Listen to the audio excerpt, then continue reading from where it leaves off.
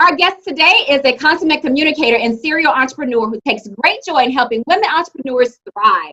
In 2013, she was one of 20 women entrepreneurs recognized in the Elevate by Fairfield program and one of 25 African-American women chosen to travel to the 4 African countries to cross-pollinate business and technology practices with Geeks Gone Global program. Her experiences in marketing, media, and entrepreneurship, coupled with her candid and humorous personality, allow her clients and audiences to learn from her expertise while having an aha moment of their own.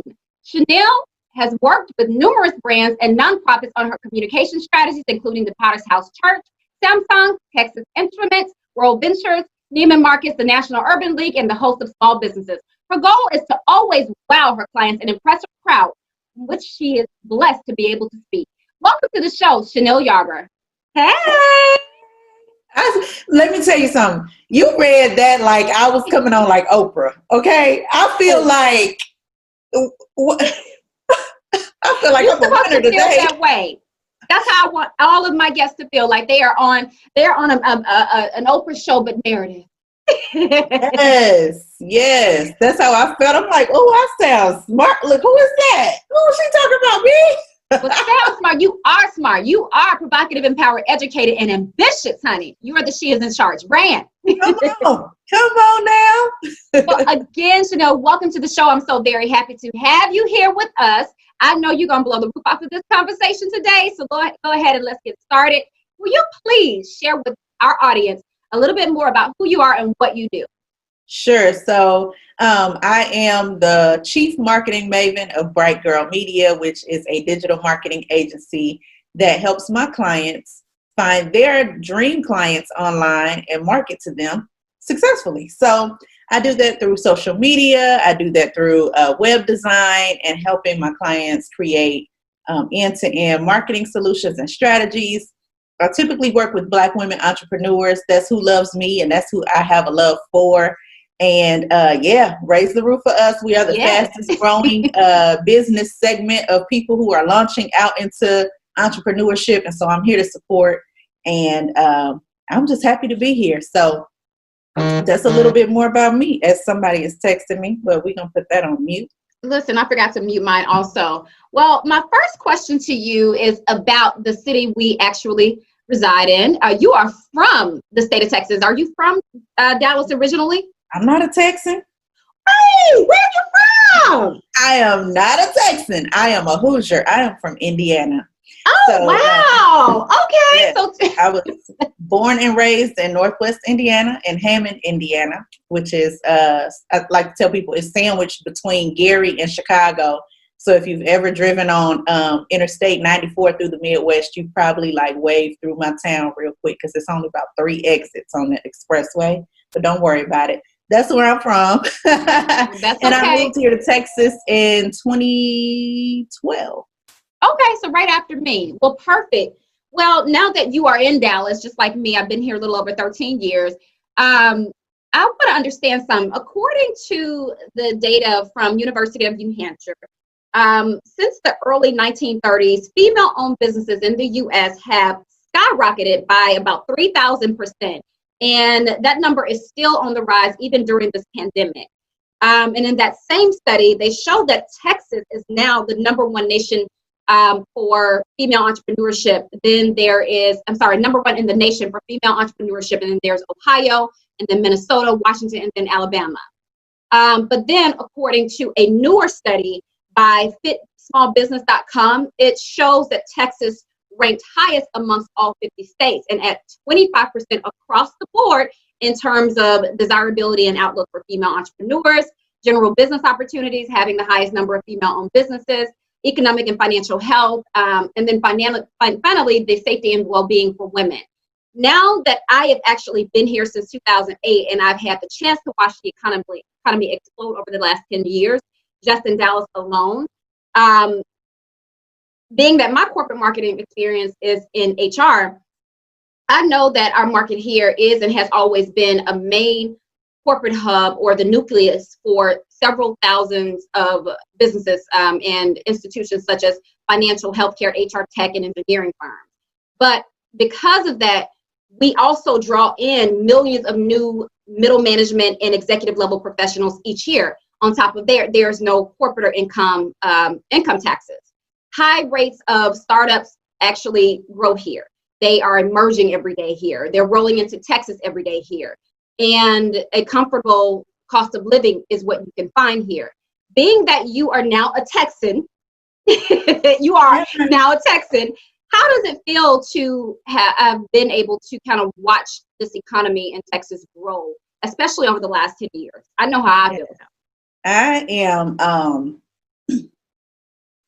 I've been flabbergasted, honestly, because where I'm from, as opposed to, where I am now, is completely different. So where I started off in, Indiana, and I went to grad school in Chicago area, in Chicago, and I lived in Chicago for some years. Yeah, the economy and the climate for business is like night and day. And so what actually prompted me to move here was that I was in the Chicago area for years, and I was always struggling to find my footing and to get a job in my field and to get my career off the ground. And Chicago is the third largest city in the country, but it's very political. It's very much about who you know.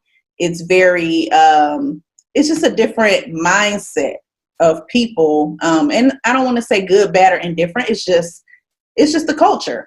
It's a lot different there. And even for, the climate for business is a lot different. Taxes are higher. It's more, a lot more liberal in that area.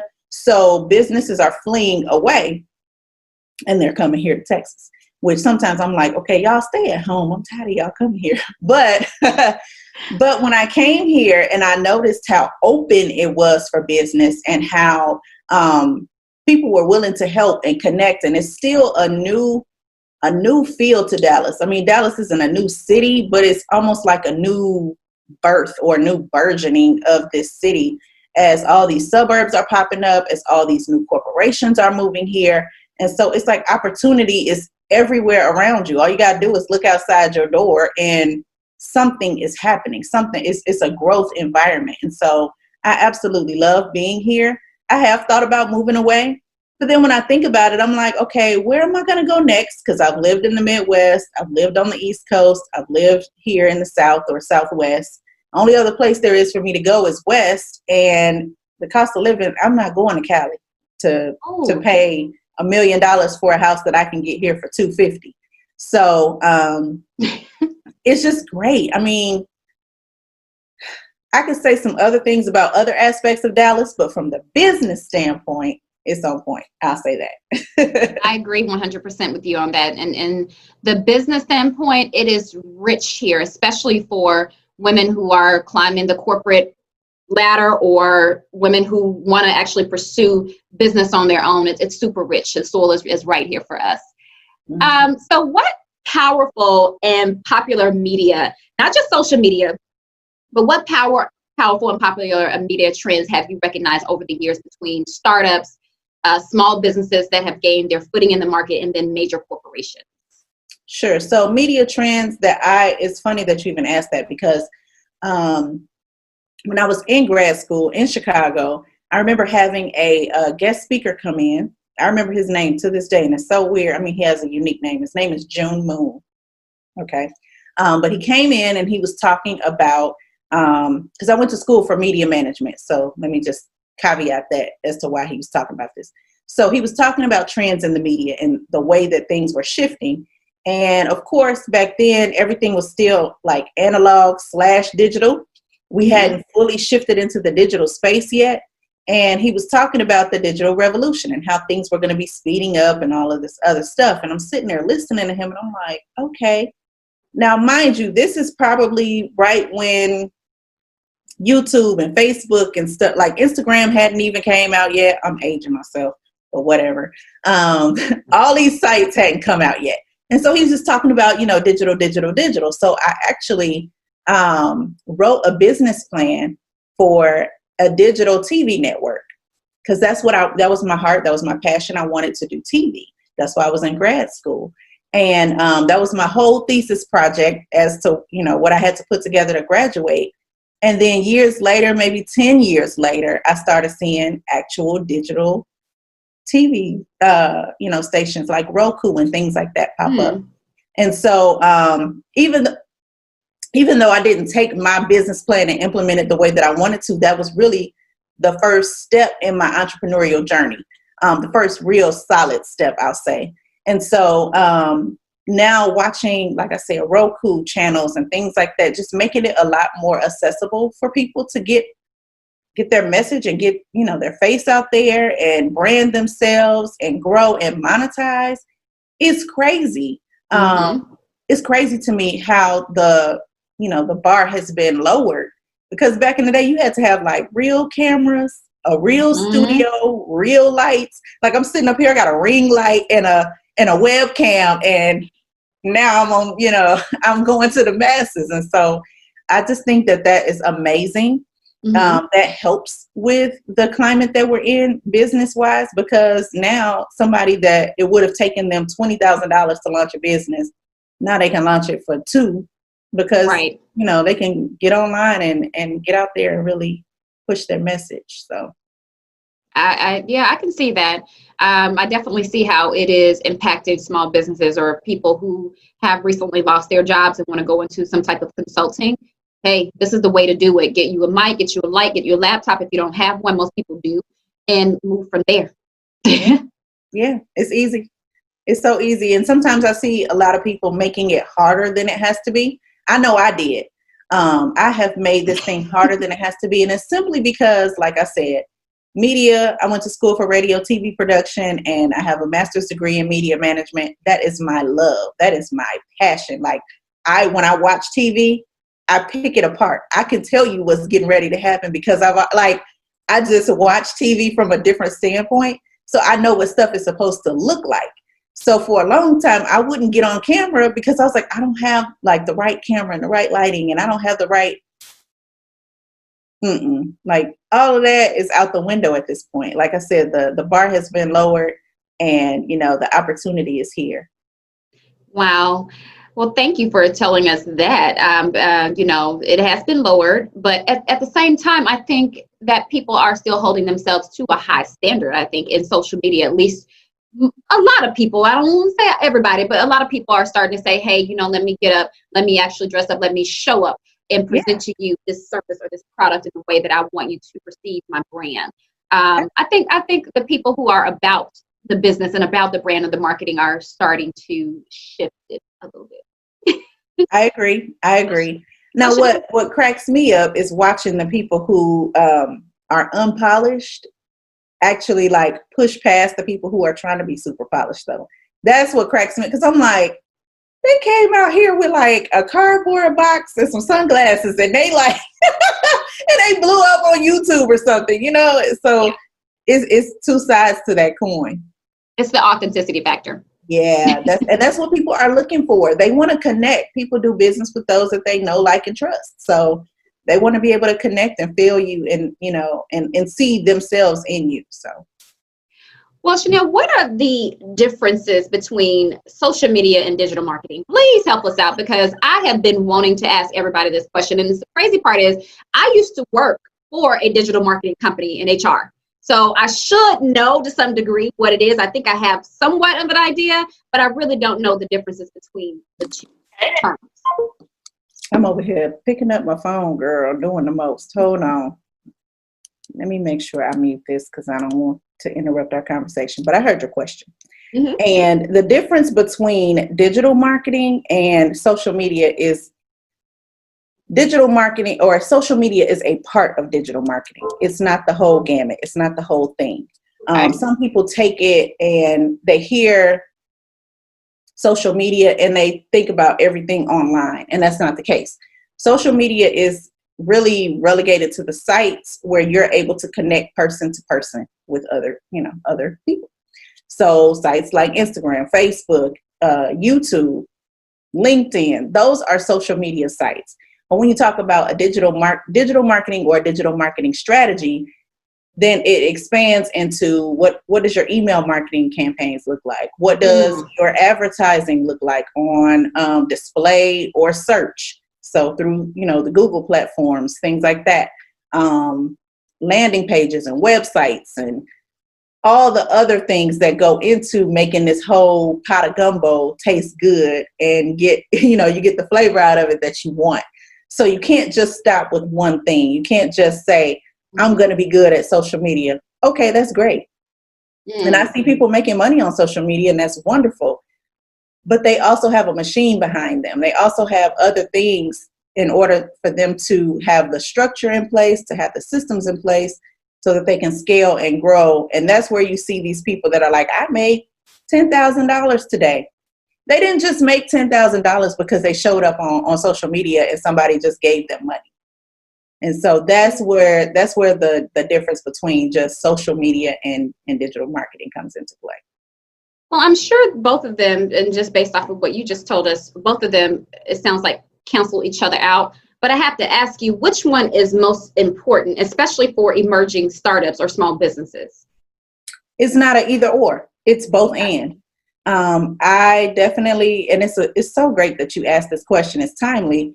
Because I started off, and for the most of my business, I had been focused on social media. That was my vein. That was my laser. But as I was serving my clients, I realized, no, y'all need a little bit more. Like, you need a full-on strategy. You need a way to connect the dots and make them all make sense and be branded cohesively so that wherever people find you online, it makes sense and your message resonates. So actually at the end of this week, I'll be going from just simply doing social media for my clients to being more of an overall holistic digital marketing consultant and putting a lot of those other pieces in place so that things flow the way that they should. And there's no bottlenecks in them trying to get the leads and the clients that they want and, grow their businesses. Well, good. Well, maybe we'll send you some clients your way. Audience, I hope you all are taking notes today. Put in the comment section of one if you are one like me who struggles with digital marketing and social media marketing, but you have something in the background. Put a 2 in there if you really just need help. Chanelle is the expert to go to on that. I remember a moment when I went to school for marketing. I think I told you that, and I didn't study social media and digital marketing. What I studied was completely different than now. And I'm probably dating myself a little bit. I'm not that old, but I'm just saying the marketing that I actually went to school for at Jackson State University was not at that time about social media. It was not about digital marketing. It was more so about relationships and making the sale and, the general stuff that you learn in business. So there is a huge difference now, I would definitely say. When it comes to social media, what exactly is your expertise or your favorite social media marketing aspect that you like to focus on the most when you're working with your clients? That's a good question. The first thing that comes to mind is content creation, though, because I'm very creative. And I like to tell people I'm ambidextrous and I have both sides of my brain working at the same time. So I'm analytical and creative. But I lean heavily on my creative side. That's what fuels me. That's what gets my juices going, just being able to craft stuff. So content creation and then strategy. Figuring out which direction should I take you? What should I be saying? When should we be posting? What should we be posting? All that other good stuff.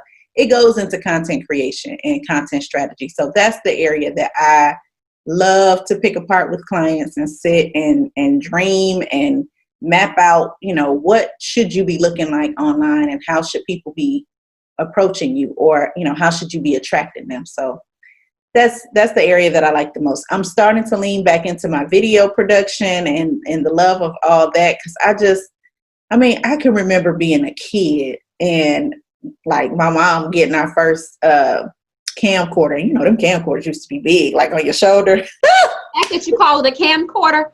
That lets me know right there what Come on, camcorder. That means you had to put that VHS tape in there and pull it out, and it was like a little VHS, but you put it in a bigger VHS so you could put it in the VCR. See, we talking to people right now that probably don't even know what none of these acronyms mean. They like VHS, VCR, what? What is that? Let me tell you something. I have nieces and nephews that don't know how to work. So my parents, they still on cable, and they also still have a VCR at home. My niece, I have nieces and nephews that don't know how to actually work the VCR. Like they look at it like, what is this? Yeah, it's like the phone challenge they were doing with the rotary phone, where the kids did not know how to use the rotary. I was like, dang, I did grow up with a rotary phone. I grew up with the rotary. I grew up with the dial. I mean, all of that whole thing. Like your mom had the phone hanging on the kitchen wall, but it had a long cord, so you could go, to the other room so you could talk. Anyway, your mama pick up the phone while you're on it with a boy. Yeah. And so, but to that point, I think that's why I really love the space that I'm in, because I've watched the internet from its infancy. Like, so I remember when the internet was not. So I know how to live without the internet, even though when I think about it, I'm like a couple weeks ago, my internet went out and I felt like I was in a third world country in here. I was like, what am I supposed to be doing?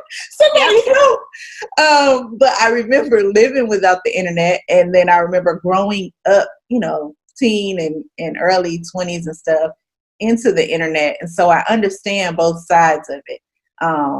So I just love it. I love communicating. That's really it. And that's the connection between both. When you think about your career and you think about transferable skills, it's like, how did you go from being a TV producer to now being a social media marketer? Because it's all communication. It's all spinning a story. That's it. It's just different medium. Well, you mentioned something a little bit earlier about, seeing the person pop up on social media and say, hey, I made $10,000 today. There are still many women and men who question the legitimacy of social media. I am one of them. And others, like myself, question the credibility of some or many of the new entrepreneurs out there because of seeing their following explode so quickly, especially when there is or there seems to be a significant lack of substance behind their numbers.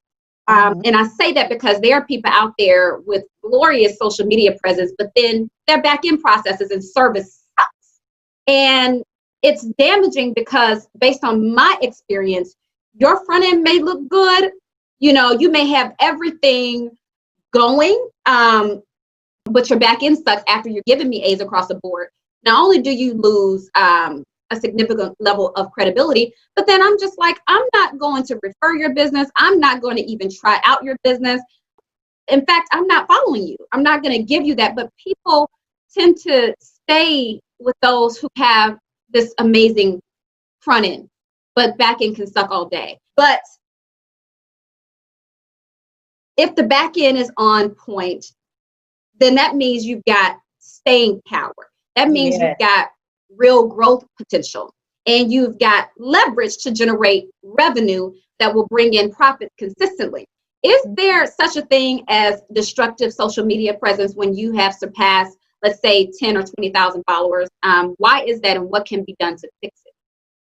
So first of all, I want to say that segment you just said, I need to edit that out, and I need that to be in a commercial for a course that I teach entrepreneurs. Okay. Why? I need to take that. That is my commercial right there. Like you said it. I didn't say it. I didn't know you were going to say it. I didn't tell you to say that, but you already leaned into a huge problem that's out there. And so I started last year teaching on customer experience marketing. Okay.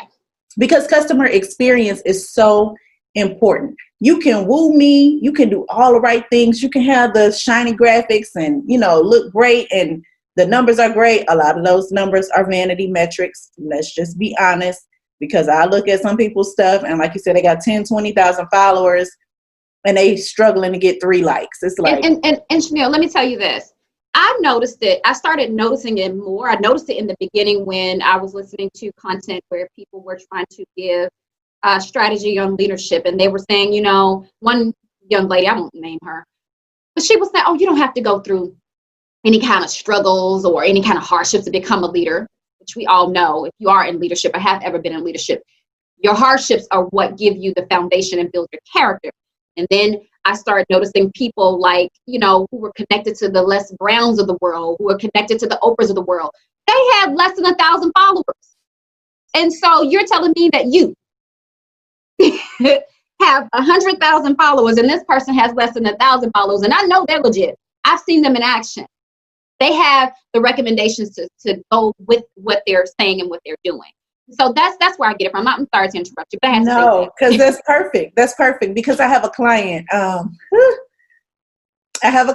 And I've been working with her because at first she wasn't even on social media. She still is not really on social media a lot. Like she does not care about social media because she's a millionaire off social media. Like I got my bag.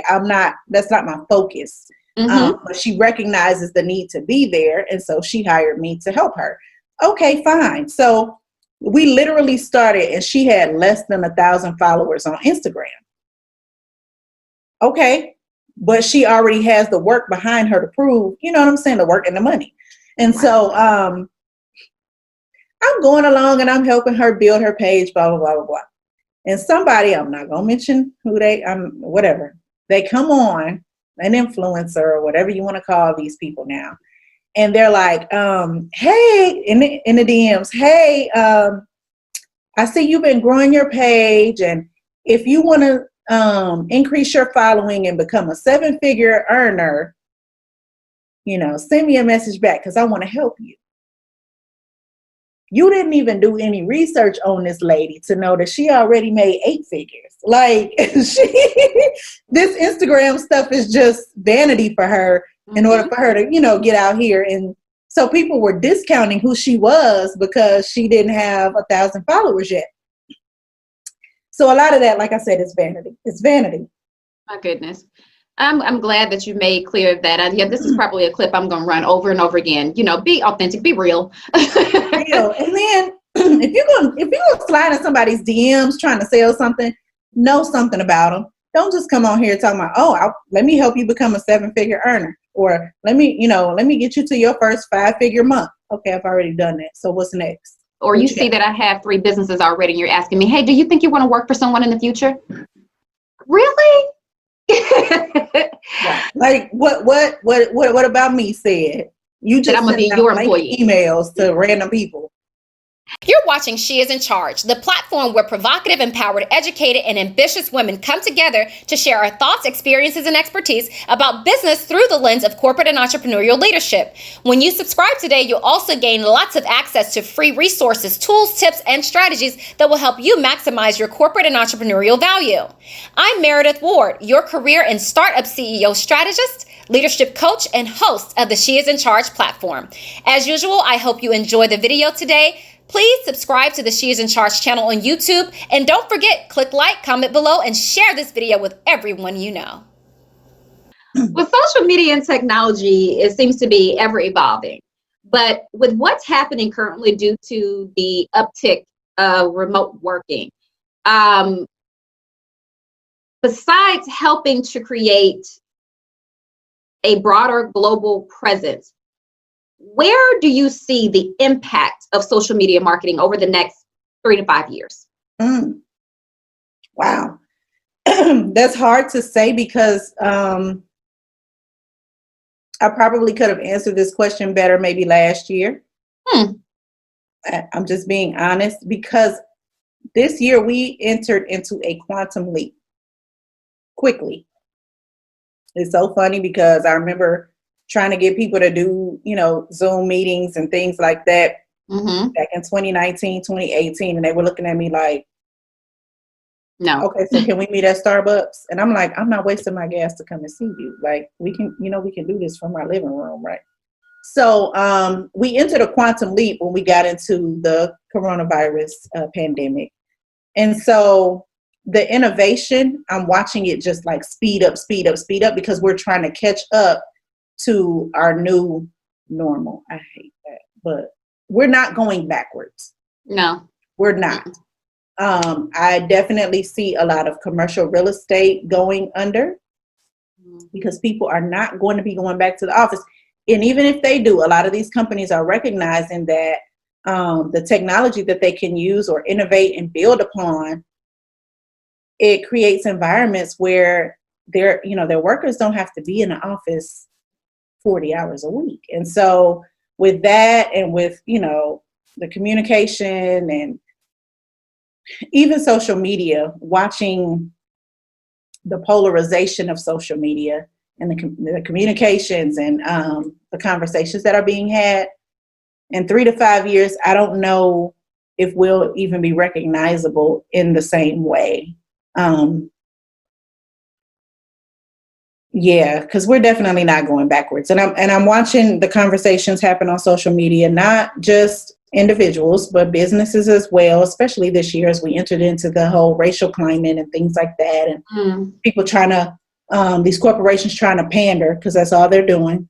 They don't give a damn. Sorry. Hashtag Black Lives Matter. Right. We ain't heard from them since June, though, but okay, we ain't gonna worry about that. So I'm just watching the sentiments and the climate of social media kind of do this to us. Even though we're together and we can see more of each other and we can connect with more people, it's doing this.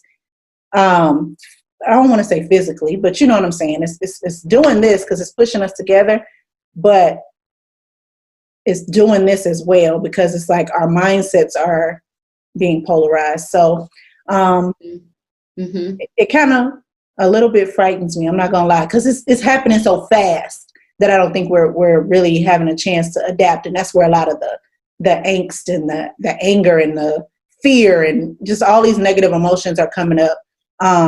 And business decisions are being made based upon that. Oh, yes, very much so. I recently spoke with a colleague of mine. She is in HR. She still works in corporate, and she works for the hospital system. And she said, this has always been, this is not anything new, but recruiters and decision makers, influencers at companies do look at your social media profiles. They do look at your LinkedIn. They do look at your Facebook. They do look at Instagram. And if most people's LinkedIn is public, if you're professional in your field or you're really active in it. But the difference is a year ago, people were not so bold as to post all of their thoughts or opinions about racism. And they had a little bit more cool.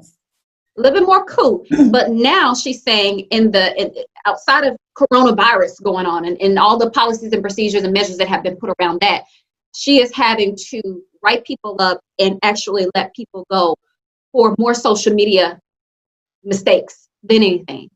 And she said in the last month, she was like, Meredith, I've had to literally either, if you weren't being written up, you said something that came off, if it wasn't directly racist, it was racist.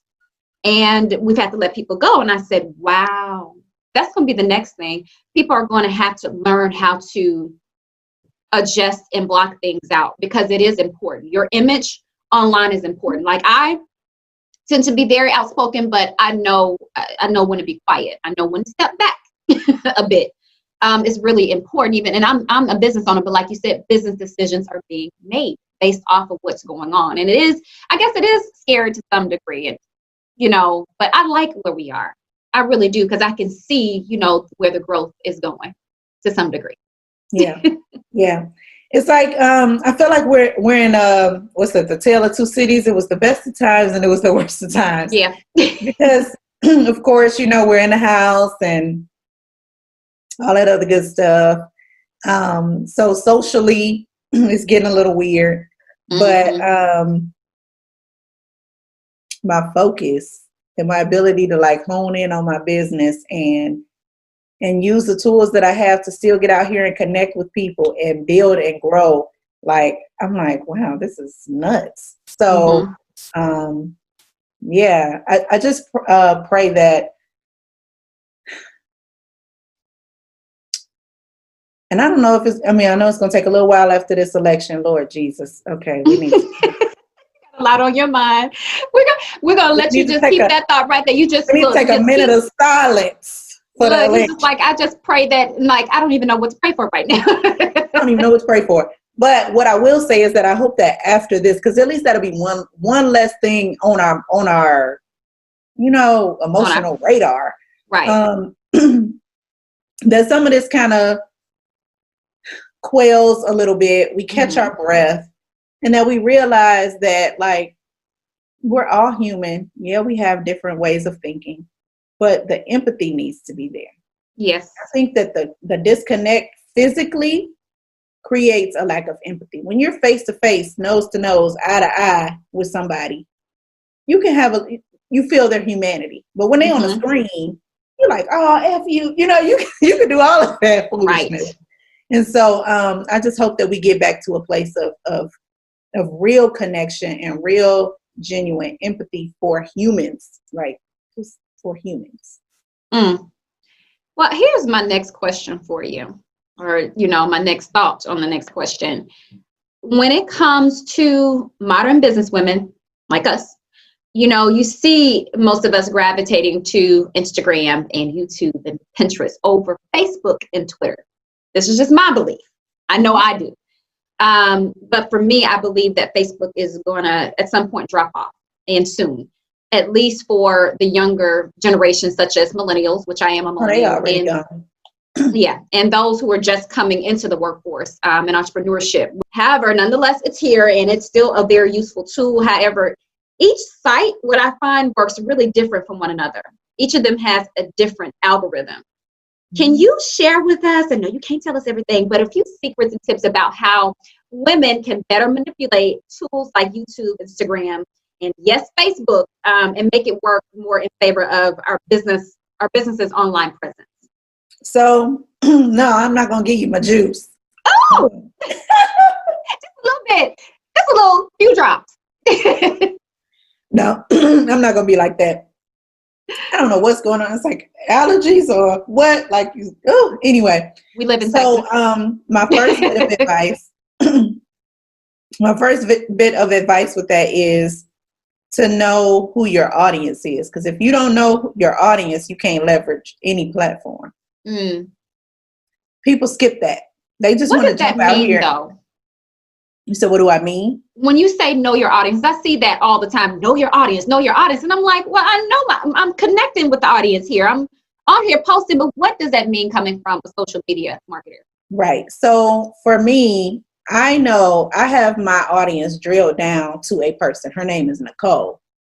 Every time I get on social media, I am talking to my girl, Nicole, and I am trying to get Nicole to do business with me. I'm trying to get her to understand who I am, how I serve her, why I'm the best person to serve her. And Nicole ain't on Pinterest. So I'm not on Pinterest.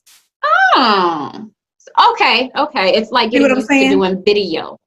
What people tell you. Nicole put a picture of your mama and somebody in front of you. Okay. I was on YouTube trying to figure it out, so I'm putting YouTube videos up. Nicole is scrolling on Instagram because she's trying to get some inspiration and she's seeing other women entrepreneurs. So I'm on Instagram.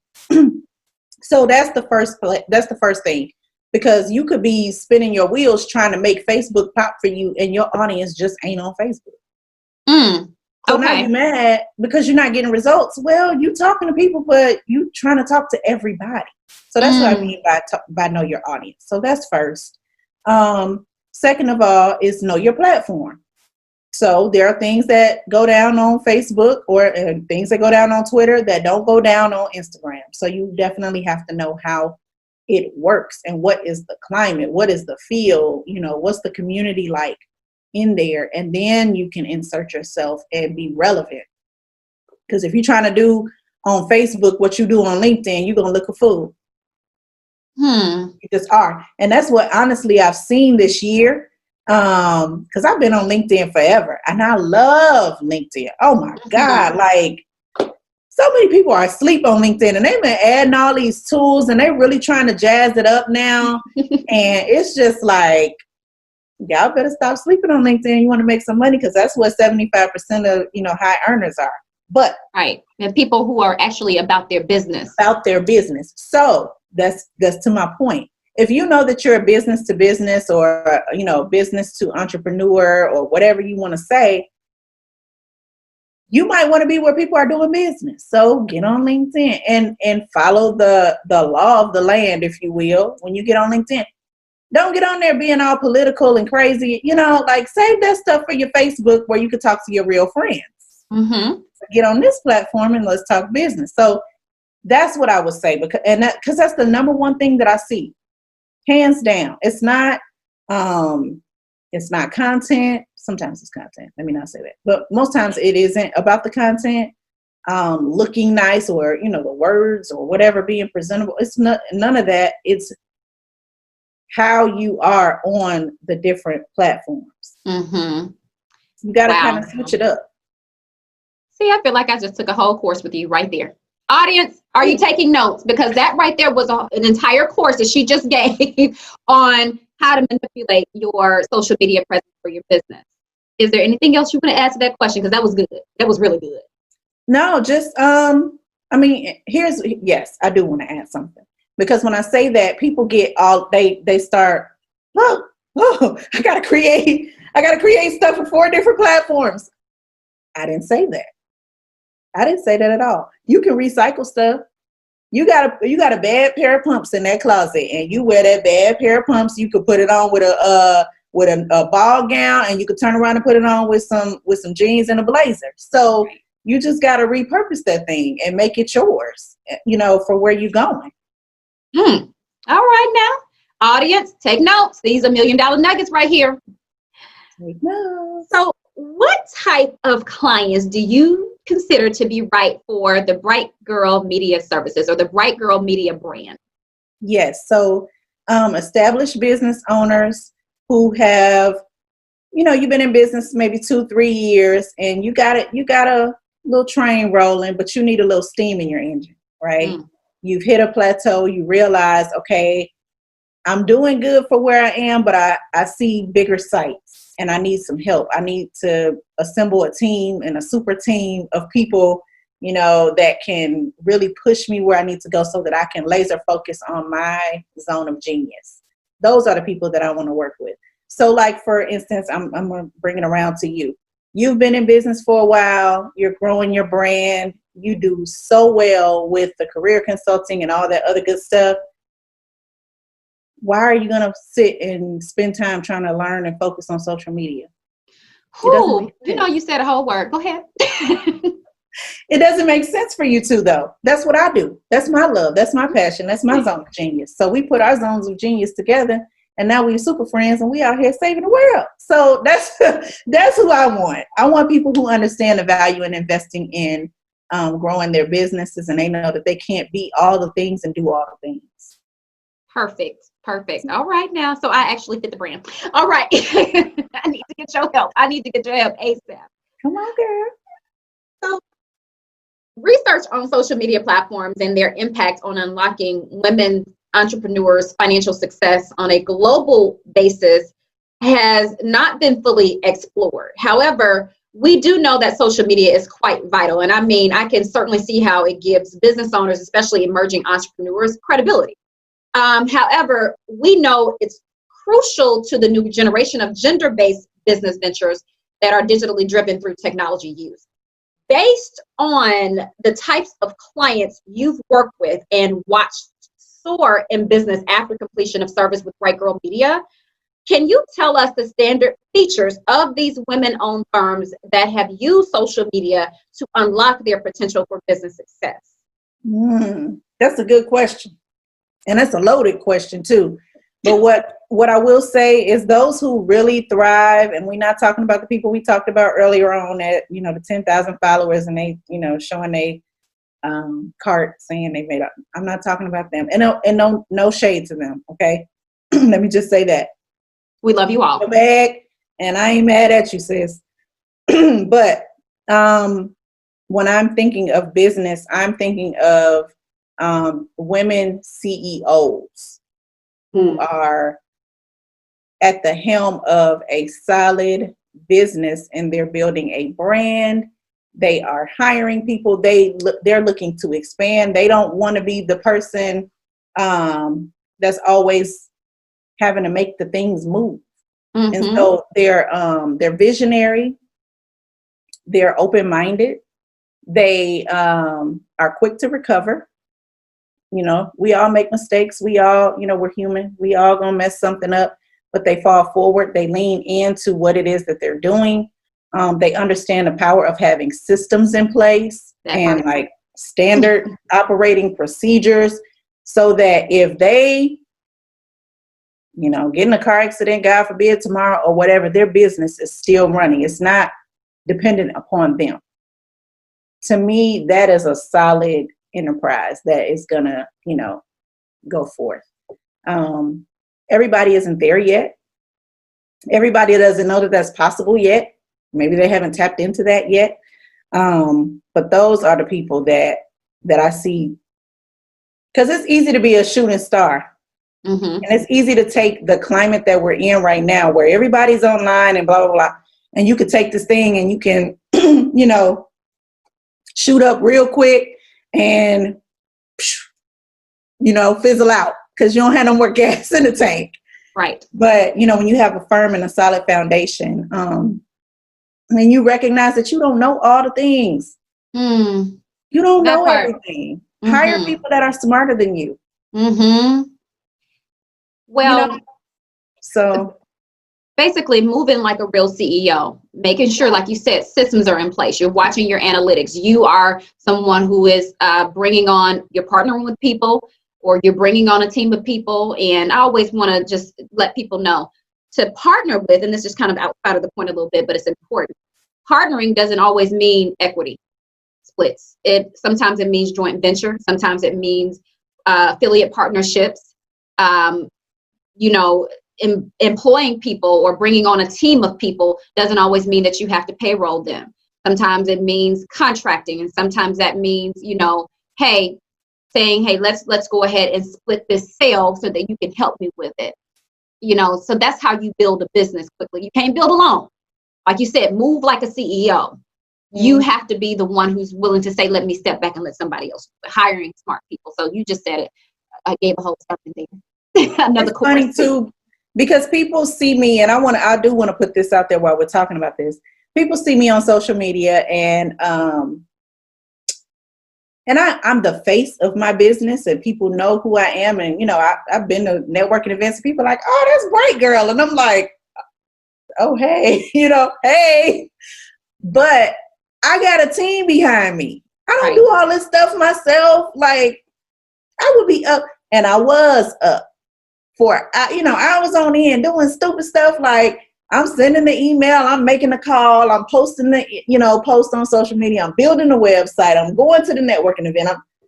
Come on, sis, like, you over here looking a fool, trying to do all this stuff, and you're burning yourself out, and you can't sustain that way. And so I do want to put that out there. You know, I do have a team that works with me consistently, and sometimes people, they come to me and they're like, you are doing, and I'm like, you think I'm doing, but let me talk to, you know, so-and-so over here, because that's what they do. So. Perfect. Well, we're going to wrap it up a little bit because I know you have to go soon, but I do have just a few more questions for you to get all in your business. But the type of development through which women adapt and utilize social media platforms has promoted the creation of modern entrepreneurial culture. But now, what do you believe can be done to accelerate media marketing by women entrepreneurs who have not explored new trends? And I'll be honest with you, it took me a while to start exploring new trends because there always seems to be something brand new popping up on social media. Yeah. But what's your advice there?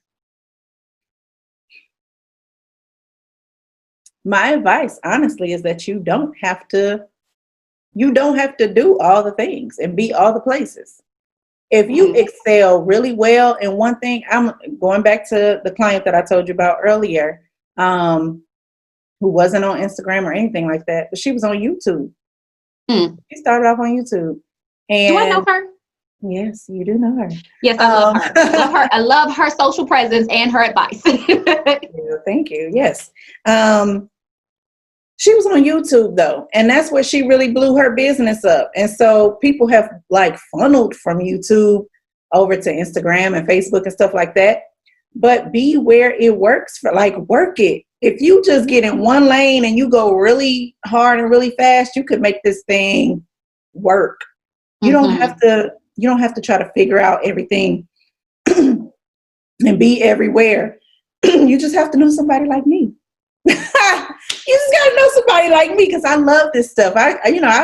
I read blogs, and I go on YouTube and I watch how they, oh, it's a new tool on here they rolled out. So what are they?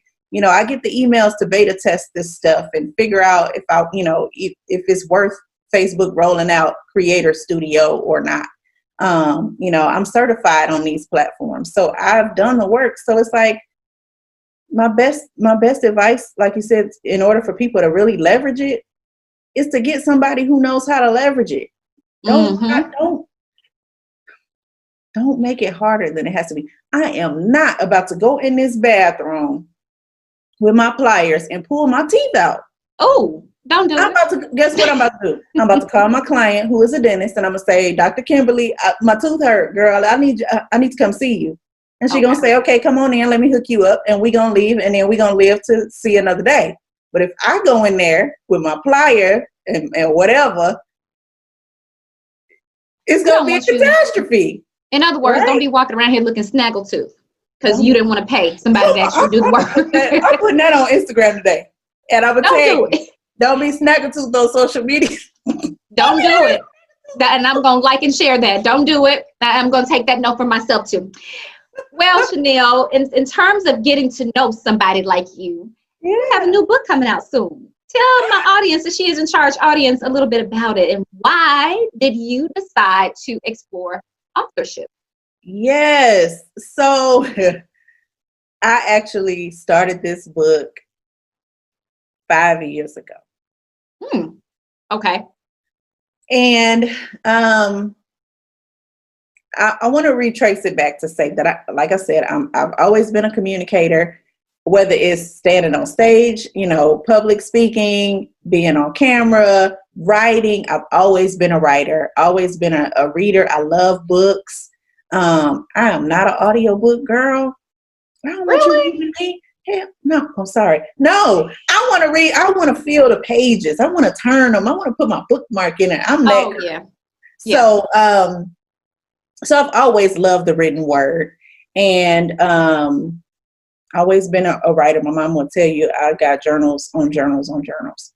And so I was inspired 5 years ago to start this book. And as I was writing it, it became emotionally attached to me because I'm telling my story.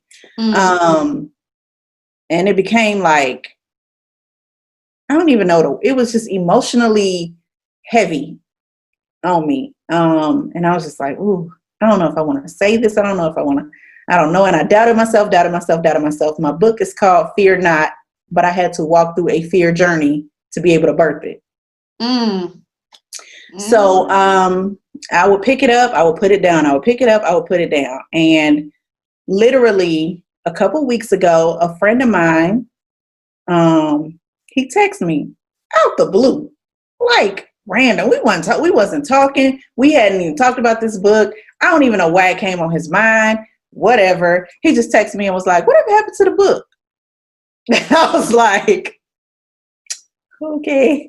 Now, mind you, he doesn't know that it was little whispers and little taps on the shoulder, like, okay, it might be time for you to get this book out. Okay, it might be time for you to get this book out. And then I'm following Jasmine Womack on Instagram, and she always talking about, you need to just finish the book. You need to just get the book out there. You cutting off streams of income, and this is how people gonna connect. I mean, she just laying into me, not knowing me personally, but she laying into me. So when he said it, I'm like, okay, God, I hear you. So I just picked the book up again and I started writing. And then I heard, don't you write another word, publish. My book has been done for years. Really? It has been done for years. And I was like, huh? And then I felt that emotional like burden again. Like, you got to push. Like, it was, I've never been pregnant. I ain't never birthed a child out of my womb in my life. but I felt like my water broke. Like I felt like it was time to push, like physically. I have never felt this in my life. And I was in here like on the floor crying, like wailing. Right. And I was like, okay, God, I hear you. I'm not like, I can't run from this anymore. And it was just like that, like, boom, okay, get the editor. You need to get a cover. You need to get this. You need to da-da-da. And it came together within 2 weeks. Wait a minute. So you've been writing the book over the past 5 years. Yes. Correct. Okay. And you finally got it together once you heard or felt that push to go ahead and get it out there. Yes. Okay. So, go ahead. Go ahead. Yeah. So here we are. Fear Not is being pre-sold now. I launched the pre-sale page actually last night. And so it'll be going into print within the next 2 weeks. So let me ask you this. Are you telling a story about your life up until now, about entrepreneurship up until now, or about social media, or all of it? Both. So my life and entrepreneurship, and really it's about pursuing purpose. Because I came to realize that whether I was doing social media, whether I was on TV, whether I was selling popsicles or tying people's shoes on the corner, I'm an entrepreneur at heart. And I ran from it for a long time, trying to fit my square peg into round holes in the corporate world. Trying to be all the things to build other people's businesses, and was never really fulfilled. Always having the vision to see things a different way. Getting fired all the time. Like, girl, I was getting fired so much. And I'm in here, like literally I would be working a job and they would be giving me accolades, and I would have like this stellar, report of, what you call them, review, 6-month review. And they like, oh, all star, 5 stars. And then like 2 weeks later, they hate my guts. Like, you know what? I always say for people who go through stuff like that, and it happens like religiously, then yeah, you might want to explore entrepreneurship, and it's not just because, oh, you can't keep a job. It's because I believe that when God makes us uncomfortable, he's saying it's time for you to move. Yes. And that is exactly what my book is talking about. That is exactly what my book, because I'm watching so many other women like me who are struggling, and they're falling apart at the seams because they're trying to chase this corporate dream, or they're trying to chase what other people have told them they're supposed to do. Get good grades, go to school, get a good job, that whole thing. And it's like, but what are you here for? It's bigger than that. And so that's where my story and my book is coming from. It's really encouraging people to fear not. Like, you're going to have to face some stuff as you're finding yourself. Lean into it, step into it. Because on the other side, like, I'm not going to cry, but it's just amazing, because once you like cast that off and you just say, you know what, F it, I'm going. Like, I'm going for it no matter what. You realize, one, it wasn't as hard as you made it out to be. It was a lot mental, like you allowed your mental to hold you back. But then you start seeing all these other opportunities that just come to you. Like, you didn't ask for this stuff. And you're like, what? Like, if I would have been over here doing this, pushing carts at Walmart or something, like, I never would have stepped into this gloriousness. And so that's my encouragement to people, especially in this season, because life is too short to be miserable. Very. Okay. Well, thank you so much for telling us about your book. I will say this to you, and then I'm going to go ahead and close it out by asking you just those closing questions. But I do respect the fact that you did not just jump out there and write a book for the sake of writing it, because I see a lot of that happening these days. And a lot of people have told me, you need to go ahead and write a book. And I'm like, when I write a book, I want to have value there. And I want it to be, anything that I write, I believe is of value. Anything anybody else is write, I believe is of value. But I don't want to just throw a book out there just for the sake of throwing it out there. Yeah. So I respect the fact that you waited and really wrote it with your heart in it. Thank you. I appreciate that. That means a lot. That means a lot, because I had somebody tell me that I needed to publish my book in 90 days. And I knew, I'm like, you are not the coach for me. You are not it. Because this ain't like, I knew that my book was for a season when I started it. And so that means a lot that you recognize that. Thank you. You're welcome. Well, you have two ways to go. Either tell me something unique about yourself or share a favorite quote with us. Unique or quote? Jeez. You put me on the spot with this one. I love this at the end of my show. I always ask people that. Something unique or share a favorite quote. Something unique about me. I'll do that one because if I try to quote something, it's probably going to be off. I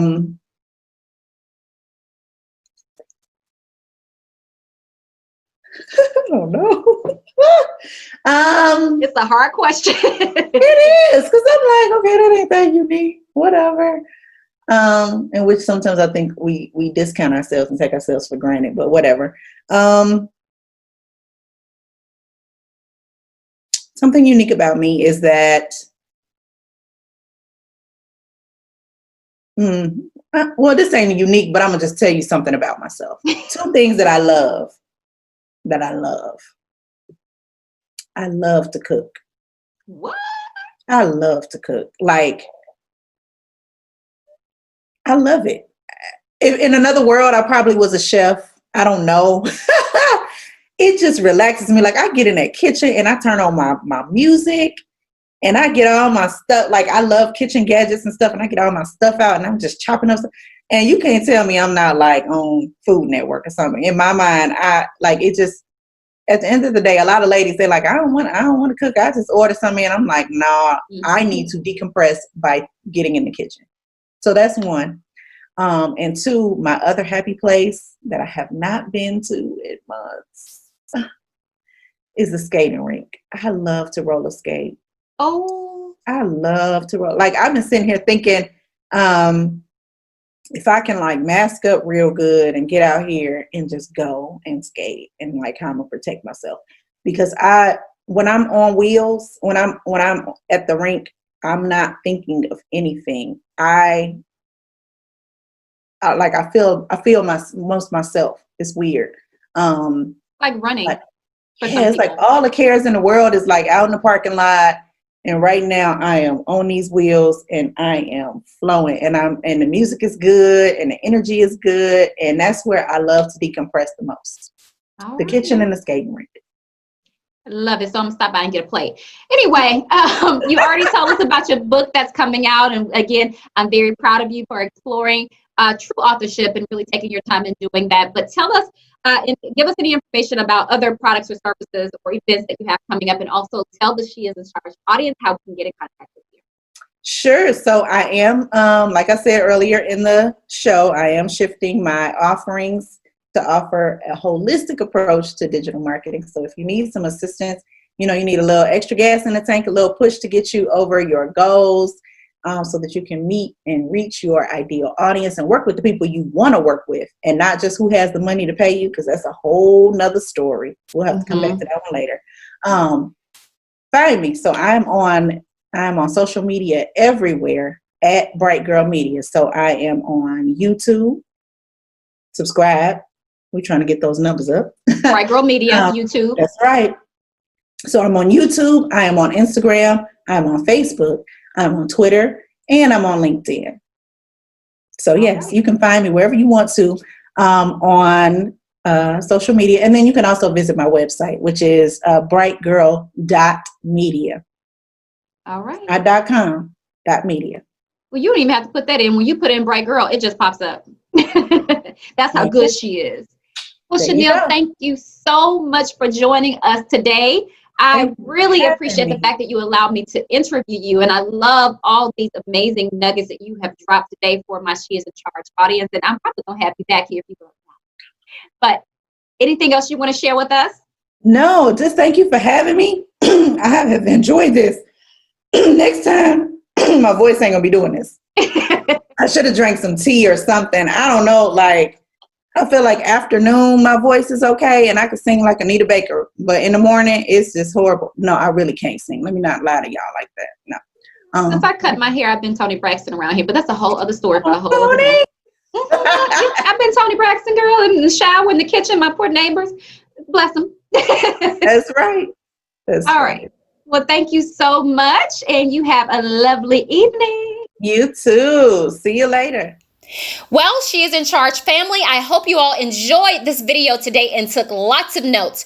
Remember, it's all about purpose. Think it, speak it, write it, work it into existence. Until next time, subscribe to the She Is in Charge channel on YouTube. Don't forget to click like, comment below, and share this video with everyone you know. Thanks for supporting.